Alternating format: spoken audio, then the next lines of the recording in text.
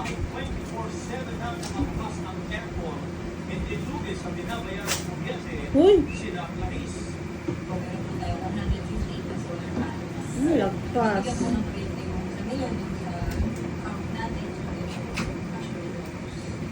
Hands-on si Clarice sa kanilang mga tanim para sa Sakto lang, kaya lang ano, ng kanilang mga tanim. makapasing na sa reno. Dahil na lang itong Japanese galon na pina sa kanilang farm. Ito po ay Daigoji. Ito po ay malaki ng 2 to 3 kilos per piece. Hindi mo naman sinukat ay eh. color orange and minute po siya. Makikita nyo, para mas melon po. Maganda lang balitaan ang aming Japanese galon kung bumasa ito sa sugar Uy, levels. ano yan? Sububog na rin sila sa Itaas mo. katulad ng kulay putas. Oo. Hindi sila naging Yun, matagumpay. itaas mo nga. Kasi nga inaabot niya, oh.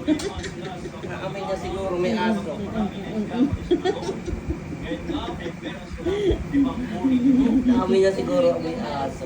Sige pa, sige. Sawa at Nagami.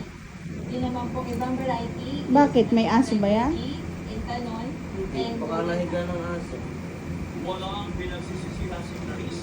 Nila sa farming. Dahil sa binda nito para mag-tuloy Oo. biyaya. Ito naman talaga si daddy, hindi marunong magsara. Simula po sa malikot.